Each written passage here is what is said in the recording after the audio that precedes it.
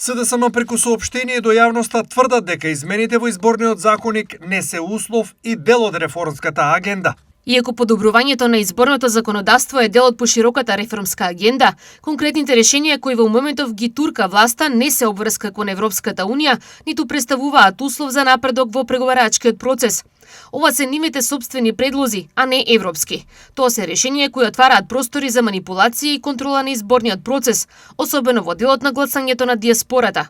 Наместо да се занимаваме со тоа како да се заштити волјата на граѓаните, се врши притисок да се прифатат решенија кои возможуваат изборна кражба.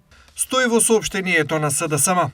Мицковски не е расположен да го коментира СДСМ, но вели дека ова прашање е од суштинско значење за демократскиот капацитет на државата и дека сите политичари треба да покажат одговорност пред граѓаните, поради што и изјави: ова прашање заслужува коментар бидејќи е значено за граѓаните и за државата. Впрочем, сите можеа да ја слушнат комесарката Марта Кос како тоа го кажа.